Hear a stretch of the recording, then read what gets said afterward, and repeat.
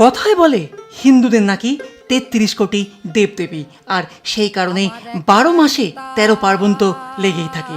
আজ এই উৎসব তো কাল ওই উৎসব, আর এই উৎসব সমূহের মধ্যেই আষাঢ় মাসে উদযাপিত হয় হিন্দুদের একটি অতি পবিত্র উৎসব রথযাত্রা, যা ভারত তথা পৃথিবীর বিভিন্ন দেশে পালিত হয়। বিশেষ করে ইসকন মন্দির দ্বারা দীক্ষিত মানুষেরা পৃথিবীর কোনায় কোনায় এই উৎসব খুব জাঁকজমকের সাথে পালন করে থাকেন। তবে হ্যাঁ, যাদের ঘিরে এত আয়োজন সেই ৩ দেবদেবীদের মধ্যে রয়েছেন প্রভু জগন্নাথ, জ্যেষ্ঠ ভ্রাতা বলরাম ও কনিষ্ঠা সহোদরা সুভদ্রা। এই রথযাত্রা নিয়ে সবথেকে বেশি জাঁকজমক যে স্থানে চোখে পড়ে তা হলো শ্রীক্ষেত্র পুরীধাম। ৩টি রথে চড়ে এই রথযাত্রার দিন ৩ ভাই বোন পাড়ি দেন গুন্ডিচা মন্দির থেকে মাসির বাড়ির উদ্দেশ্যে। প্রভু জগন্নাথ দেব যে রথটিতে থাকেন তার নাম হলো নন্দীঘোষ, জ্যেষ্ঠ ভ্রাতা বলরাম থাকেন তলধ্বজে ও কনিষ্ঠা সহোদরা সুভদ্রা থাকেন দর্পদলনে। রথযাত্রায় জগন্নাথ, বলরাম ও সুভদ্রা ছাড়াও তাদের সঙ্গে সহযাত্রী হিসেবে থাকেন অন্যান্য দেবদেবীও, যেমন জগন্নাথের সঙ্গে থাকেন মদন মোহন, বলরামের সঙ্গে থাকেন রামকৃষ্ণ এবং সুভদ্রার সঙ্গে থাকেন সুদর্শনা। ওড়িশার পুরীর রথের পাশাপাশি পশ্চিমবঙ্গের হুগলি জেলার শ্রীরামপুরের মাহেশের রথ জগৎ বিখ্যাত। এছাড়া ইসকনের রথ তো রয়েছে।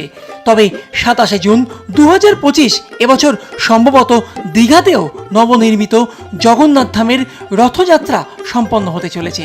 পশ্চিমবঙ্গের হুগলি জেলার আরও এক স্থানে ঐতিহ্যবাহী প্রাচীন রথযাত্রা সম্পন্ন হয়ে থাকে, তা হলো হুগলির গুপ্তিপাড়া, যা এবছর ২৮৬ বছরে পদার্পণ করতে চলেছে।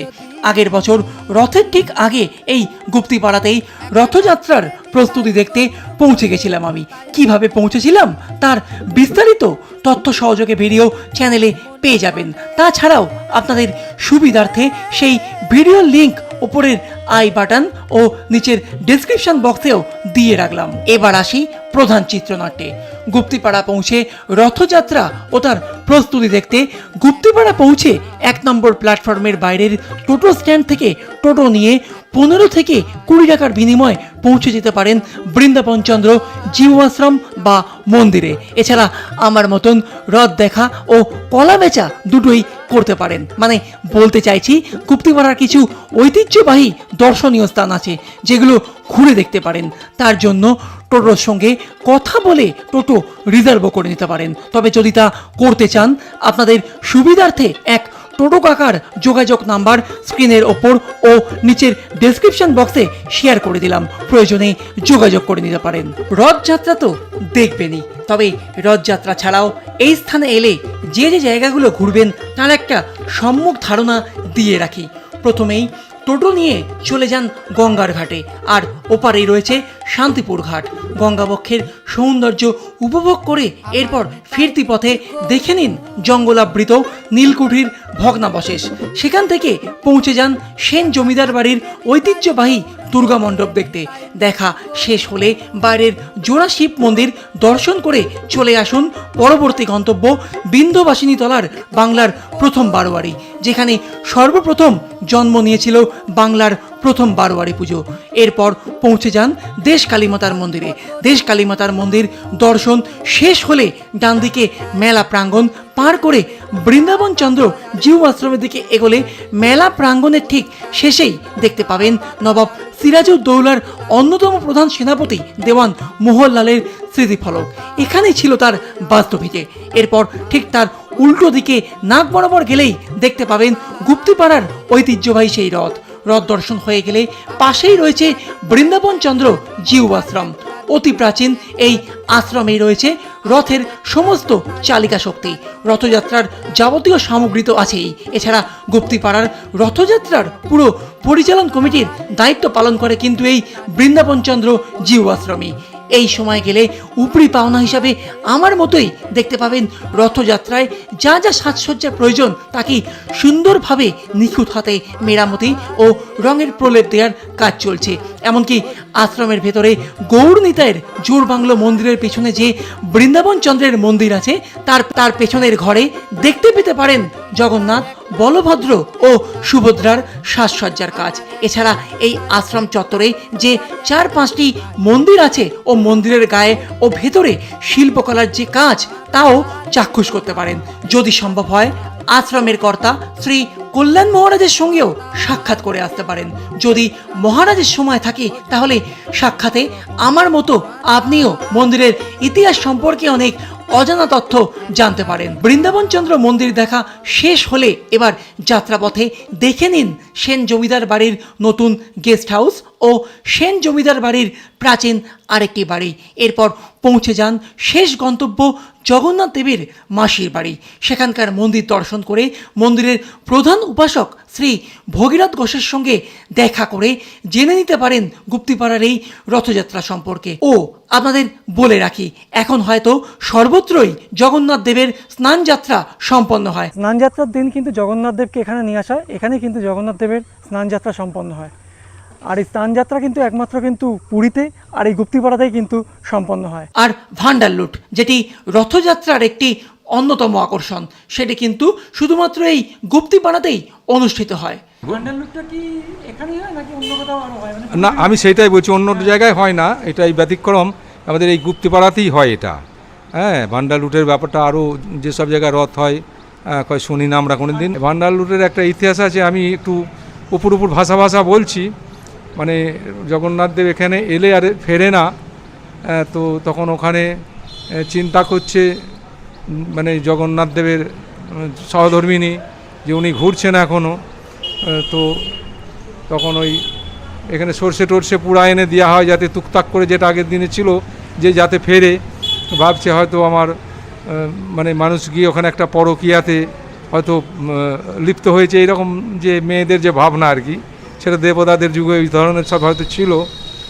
তারপরে যখন দেখে তাতেও এলো না, তখন বলছে ওখানে মাসির বাড়িতে যে খাচ্ছে যাচ্ছে একভাবে রয়েছে, ও তার ওখানে খাবার দাবারগুলো লুট করে দাও, ভান্ডার লুট করে দাও, না হলে উনি ফিরবে না আর কি। ও সেই জন্যে এটা বহু বছর দেখে জানি না, মানে রথের ইয়েটা আমি আনুমানিক যেটা জানি, এখানে তো মন্দিরের প্রায় অন্তত 400 বছর প্রায় হতে চলেছে। রথটা কতদিনের আমার, হ্যাঁ, তারপর চলছে রথ যতদিন চলছে, এটা একটা ব্যতিক্রম। ভান্ডার লুটে ওই দ্রব্য আর কি, ওই মালসার মধ্যে আপনার ওই অন্ন মানে খিচুড়ি থাকে, খিচুড়ি অন্ন, আপনার পরমান্ন পায়েসান্ন থাকে, তারপরে আপনার ওই ফ্রায়েড রাইস, বিভিন্ন হয়তো 5 রকম 7 রকম ভাজা থাকে, বিভিন্ন তরকারি দিয়ে প্রায় 30 রকম 35 রকম আর কি ব্যঞ্জন থাকে। দেখা শেষ, এবার ফেরাটা হোক মিষ্টি মুখ করে। মাসির বাড়ির ঠিক উল্টো দিকেই রয়েছে সীতারাম ওঙ্কারনাথ মিষ্টান্ন ভাণ্ডার। অনেক পুরনো এই দোকানটি থেকে গুপ্তিপাড়ার ঐতিহ্যবাহী মিষ্টান্ন গুপ সন্দেশ গলাধকরণ করে শেষ করুন গুপ্তিপাড়া ভ্রমণ। এই যে রথ প্রসঙ্গ বলতে গিয়ে এত কথা বললাম, আপনাদের জানতে ইচ্ছে করছে না গুপ্তিপাড়ার এই রথ প্রসঙ্গে কিছু কথা? বা ওই যে প্রাচীন বৃন্দাবন চন্দ্র যে আশ্রম, যে কিনা বছরের পর বছর এই ঐতিহ্যবাহী রথযাত্রাকে এগিয়ে নিয়ে চলেছে, জানতে ইচ্ছে করছে না তার কথা? তাহলে চলুন না একবার না হয় শুনেই আসি সেই সমস্ত অমৃত কথা। আর এই অমৃত কথা শোনার জন্য যার কাছে গিয়েছিলাম তিনি হলেন এই গুপ্তিপাড়ার বৃন্দাবন চন্দ্র জিউ আশ্রমের প্রধান শ্রী কল্যাণ মহারাজ। তাহলে আর দেরি না করে চলুন এবার শুনে ফেলি সেই সমস্ত প্রাচীন কথা। আচ্ছা, আমি এখন তিতাস আমাদের মন্দিরেতে এসেছে, শ্রী শ্রী বৃন্দাবন চন্দ্র মন্দির, গুপ্তিপাড়া, বলাগড়, হুগলিতে। এটা নবদ্বীপ থেকে, ব্যান্ডেল থেকে আর নবদ্বীপের মাঝামাঝি এই মন্দিরটা। এটা বহু প্রাচীন মন্দির, প্রায় 450 বছরের প্রাচীন মন্দিরটা, 400 বছরের প্রাচীন মন্দিরটা। তো এতে 4টে মন্দির আছে আমাদের। বৃন্দাবন চন্দ্র মন্দির, যেখানে ঠাকুর বৃন্দাবন চন্দ্র এবং ওই জগন্নাথ দেব থাকেন, জগন্নাথ, বলরাম, সুভদ্রা, আর বৃন্দাবন চন্দ্র রাধারানী আছেন। আর ওখানে আরও ঠাকুর আছে, মা দুর্গা আছেন, মা লক্ষ্মী আছেন, বাবা শিব আছেন। আর রামচন্দ্র মন্দির আছে, ওখানে রামচন্দ্র, লক্ষ্মণ, হনুমানজি, সীতামা থাকেন। আর একটা মন্দির আছে, ওটা ওই রাধাকৃষ্ণেরই মন্দির, কৃষ্ণচন্দ্র নাম, এবং রাধারানী থাকেন। আর আছে গৌরাঙ্গ দেবের মন্দির, গৌরাঙ্গ নিত্যানন্দ প্রভু দুজন থাকেন। তা আমাদের এই মন্দিরটা খুব প্রাচীন।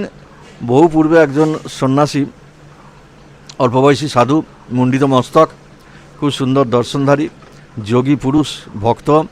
উনি এই বিভিন্ন তীর্থস্থান ঘুরে আমাদের এই গুপ্তিপাড়াতে এসেছিলেন।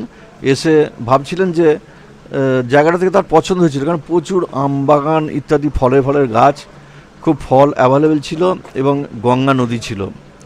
তখনকার দিনে তো এই জল তোলার এত ব্যবস্থা ছিল না, গঙ্গা থেকে জল পান করতো মানুষ। তা দেখে তার পছন্দ হয়েছে। তিনি তখন ওই খুব ক্লান্ত হয়ে একটা ইঁট মাথায় দিয়ে শুয়ে আছেন। তো সেই সময়তে এলাকার মায়েরা তারা একসঙ্গে দলবদ্ধ হয়ে ওই জল আনতে যাচ্ছিল গঙ্গায়।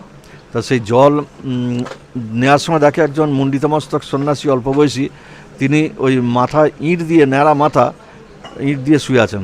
এটা তাদের খুব অদ্ভুত লাগে, মানে ঘরের নরম বিছানা, নরম বালিশ ছেড়ে এসে মাথা ন্যাড়া করে আর ইঁটের ওপর মাথা দিয়ে আছেন, এটা তাদের অদ্ভুত লাগে।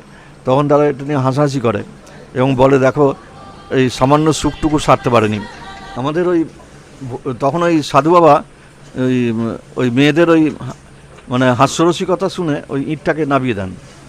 তারপরে ওই মেয়েরা আবার জল নিয়ে, মায়েরা সব যখন ফিরছিল তখন দেখে যে ওই ইঁটটাকে নামিয়ে দিয়েছে। তখন ওরা আবার টিপ্পনি কাটতে থাকে যে দেখো সাধু হয়েছে, কে কি বললো অমনি মনে লেগে গেছে, ইঁটটাকে নামিয়ে দিয়েছে। তখন ওরা চলে যাওয়ার পর সাধু চিন্তা করে দেখলো, সত্যি তো আমি সাধু হয়েছি, আমার এই বালিশের ভোগ নিয়ে কী হবে, আর লোকে কি বললো তাতেই বা আমার কি এসে যায়। তখন কিন্তু একটা জিনিস চিন্তা করলো সাধু বাবা, যে এই যেখানে মেয়েরা এত গুছিয়ে সুন্দরভাবে কথা বলতে পারে, সেখানে নিশ্চয়ই একটা মানে সাংস্কৃতিক চর্চা আছে বা শিক্ষা দীক্ষা আছে। আর সাধুরা সেই ধরনের জায়গা পছন্দ করে।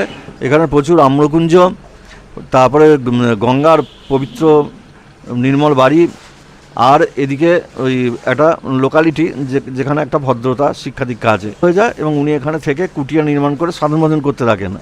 তো সেই সময় উনি স্বপ্ন দেখেন যে ওনার ইষ্টদেবতা ভগবান শ্রীকৃষ্ণজি বলছেন যে তুই আমাকে, আমি গঙ্গার ওপারে শান্তিপুরে আছি, তুই আমাকে ওখান থেকে এনে উদ্ধার করে আমাকে তোর সেবা নেবো আমি। এর আগে একটা ঘটনা ঘটেছিল, শান্তিপুরে এক নৈষ্ঠিক ব্রাহ্মণ, তিনি প্রতিদিন ভোরে গঙ্গা চান করে সারাদিনে কাজ করতেন। তা একদিন দেখেন যে একটা ঠাকুর, মানে ওটা হচ্ছে দারু বিগ্রহ, মানে কাঠের ঠাকুর, সে হাত দুটো সুন্দরভাবে দেন, তাকে ডাকছে, তুই ভেসে ভেসে যাচ্ছে, যে তুই আমাকে এসে উদ্ধার কর। তখন সেই ব্রাহ্মণ ঠাকুর তিনি ঝাঁপ দিয়ে সেই ঠাকুরকে উদ্ধার করেন এবং ঘরে প্রতিষ্ঠা করেন। এবং ঘরে ভোগ রাগ আরতি নাম এইসব চলতে থাকে। তো বাড়িতে বিরাট আনন্দের আসর বসে যায়, বহু লোকজন আসতে থাকে। তা এইভাবে চলতে চলতে একদিন সে ব্রাহ্মণ স্বপ্ন দেখেন যে ঠাকুর বলছে যে তুই আমাকে ছেড়ে দে, আমি সন্ন্যাসীদের দ্বারা পূজিত ঠাকুর, আমি ওই আমার গঙ্গার ওপারে এক আমার ভক্ত এসছে, আমি তার সেবা নেব। এবার উনি ভাবছেন যে আমাকে হয়তো পরীক্ষা করছে ভগবান, আমার ভক্তির পরীক্ষা করছে। তখন উনি আরও মন দিয়ে সেবা পুজো করতে থাকেন। এদিকে সাধু বাবা বারবার স্বপ্ন দেখতে থাকেন যে আমি ওপারে আছি, তুই আমাকে নিয়ে এসে তোর সেবা পুজো নেবো, তুই আমাকে নিয়ে আয়। তো এইভাবে একদিন সাধু স্বপ্ন দেখলো যে ওই একটা বাঁশির আওয়াজ হচ্ছে, সুন্দর বাঁশির আওয়াজ। সেই বাঁশির আওয়াজে শুনে শুনে তার আত্মা মনটা গঙ্গার ওপারে গিয়ে একটা জায়গায় যাচ্ছে, গিয়ে দেখে সেখানে কাঁসর ঘণ্টার আওয়াজ আসছে, ভোরের মঙ্গল আরতি হচ্ছে। তখন সেই বাঁশির আওয়াজটা থেমে যায় এবং উনি ফিরে আসেন। ফিরে এসে পরে দুপুরবেলা চান টান করে ওনার কাজটা সেরে উনি ওই যে দেখেছিলেন যে স্বপ্নের যে জায়গাটা, সেখানে গিয়ে হাজির হন এবং দেখেন সেখানে একটা ছোট্ট মন্দির রয়েছে। এবং সেই বাড়ির যে মাটি, মানে ওই যে ভদ্রলোকের কথা বলছি ব্রাহ্মণ, তার একমাত্র মেয়ে, সেও বিধবা হয়ে গেছে এবং বাকি আর কেউ বেঁচে নাই। তা ওনাকে গিয়ে বললেন যে খুব তন্ময় হয়ে ভোগ নিবেদন করছে।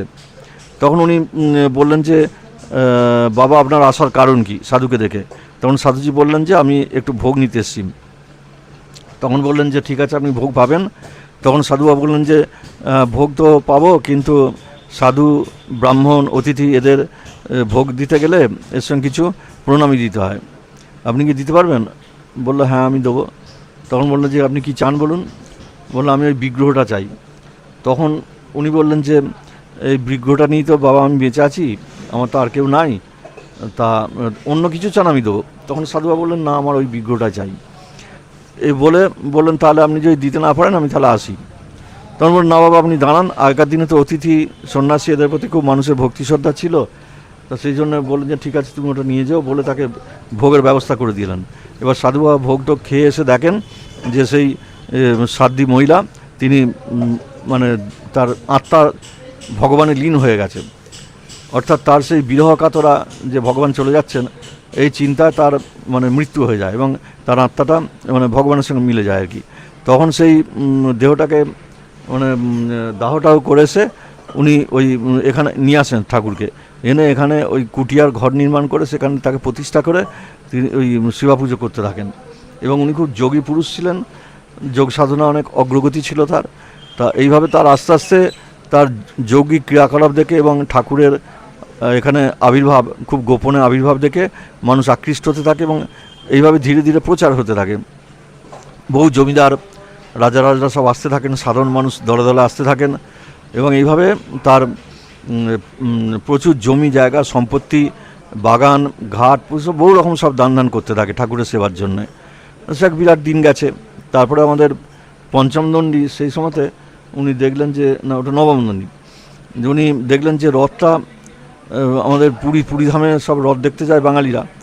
তখনকার দিনে গাড়ি ঘোড়া এত ভালো ব্যবস্থা ছিল না, চিকিৎসার ব্যবস্থা ছিল না, তারপরে থাকা খাওয়ার ব্যবস্থা ছিল না, কিন্তু বাঙালি মহাপ্রভুর আকর্ষণে ওখানে যেত সে রথ দেখতে, কিন্তু অনেকে চরি খারাপ হয়ে যেত, অনেকে ফিরতেন না, এরকম হতো আর কি। তখন সেই মহারাজ পীতাম্বরানন্দ উনি ঠিক করলেন যে এখানেই আমাদের জগন্নাথ বলরাম সুভদ্রা প্রতিষ্ঠা করবেন এবং সেইভাবেই 13 চূড়োর একটা বিরাট রথ তৈরি করলেন এবং সেই রথে বিগ্রহ তৈরি করে জগন্নাথ দেবের খুব ধুমধাম করে রথ উৎসব হতে লাগলো।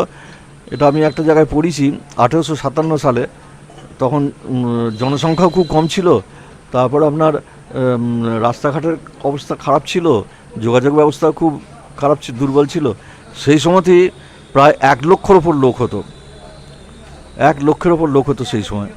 তা এটা আমাদের যখন বেলুড়মঠ ছিল না, দক্ষিণেশ্বর ছিল না, ইস্কন ছিল না, আরও অনেক কিছুই ছিল না, তারাপীঠ ছিল না, তখন এই মন্দিরটা এবং তারকেশ্বর মঠ এই মন্দিরটা এগুলো হিন্দুদের খুব আকর্ষণের জায়গা ছিল এবং এখানে তারা খুবই ভক্তি ভাব নিয়ে সব বহু মানুষ করতো, এখনও আছে, বহু মানুষজন আসছেন। আমাদের স্নানযাত্রা উৎসব হয়ে গেল, বহু মানুষ এসেছিলেন এই স্নানযাত্রা দর্শনে, খুব আনন্দ করে হয়েছে। আবার সামনে রথ উৎসব আসছে, প্রতিবারের মতো আমরা আমাদের সাধ্যমতো সব কিছু ঠিকঠাক যাতে হয় প্রশাসনের সাহায্য নিয়ে, অঞ্চলের সাহায্য নিয়ে এবং আমাদের কমিটি সকলে মিলেমিশে সব কিছু করে যাতে আমরা রথটা এখানে পুলিশ ডিপার্টমেন্ট আমাদের খুব সহযোগিতা করেন, এখানে বিডিও সাহেব, তারপরে পঞ্চায়েত সমিতি, আমাদের এমএলএ টেমএলএ সবাই খুব আমাদের সহযোগিতা করেন। এই রথটার ব্যাপারে তাদের খুবই আগ্রহ আছে এবং সকলে মিলে আমরা এই রথকে করি। আপনাদেরও আমন্ত্রণ রইল, আপনারা যদি মনে করেন এখানে আমাদের আসতে পারেন, এলে আমরা আনন্দ পাবো। ভালো থাকুন, নমস্কার। আমাদের যে রথটা এবারে 285 বছরে পড়েছে, 285 বছরে রথটা পড়েছে আমাদের। আর আমাদের মন্দিরগুলো মোটামুটি ওই প্রথম যে মন্দিরটা ছিল ছোট মন্দির, ওটা ওই 100-400 বছর মতো হবে। আর বাকি মন্দিরগুলো একটা করে দিয়েছেন গঙ্গা প্রসাদ বাবুর একজন বড় ধনী ব্যক্তি ওই আমাদের বউবাজারে, আর আরেকটা মন্দির করে দিয়েছেন আমাদের ওই সারাপল্লীর জমিদার হরিশ্চন্দ্র ঘোষ, উনি ওই রাম মন্দিরটা করে দিয়েছেন এবং রাম মন্দিরের টেরাকোটার কাজ অপূর্ব সুন্দর, টেরাকোটার কাজ। তা আর আরেকজন বলছিলাম যেটা আমাদের ওই গঙ্গানারায়ণ উপাধ্যায়, উনি আমাদের মেন মন্দিরটা করে দিয়েছেন যেখানে জগন্নাথদেব থাকেন এবং ওর ফ্রেস্কো কালার খুব মানে বিখ্যাত, ওটা বিখ্যাত জিনিস, ওটা খুব দর্শনীয় জিনিস। ফ্রেস্কো কালার ফুলের রেণু থেকে, প্রকৃতি থেকে আহরণ করা হতো ওই রং, তা ওইটা করে দিয়েছেন। আর আরেকটা মন্দির আছে, ওটা আমাদের কোনো স্বামীজি ওটা তৈরি করেছেন আর কি। হ্যাঁ, কৃষ্ণচন্দ্র মন্দিরটা। আমি এই মুহূর্তে রয়েছি হচ্ছে বৃন্দাবনজির যে আশ্রম, সেখানে রয়েছি। সেখানে কল্যাণ মহারাজের সঙ্গে কথা হলো, উনি খুব ভালো মানুষ এবং খুব সুন্দরভাবে মন্দিরের সমস্ত বিষয়বস্তু এবং রথের কি হয় এবং কবেকার কি মন্দির, রথের বিষয়বস্তু, রথ কবে হয়েছিল, সমস্ত কিছু কিন্তু আমাকে বিশদে বলে দিলেন। কেমন লাগলো আজকের পর্ব অবশ্যই কিন্তু নিচের কমেন্ট বক্সে লিখে জানাবেন। ভালো লাগলে ভিডিওতে একটা লাইক দেবেন এবং ভিডিওটা অনেক অনেক শেয়ার করবেন। আর আমার পাশে থাকার জন্য চ্যানেলটা কিন্তু অবশ্যই সাবস্ক্রাইব করবেন। খুব শীঘ্রই ফিরে আসছি নতুন কোনো জায়গার গল্প নিয়ে। ততক্ষণ পর্যন্ত ভালো থাকুন, সুস্থ থাকুন এবং আনন্দে থাকুন।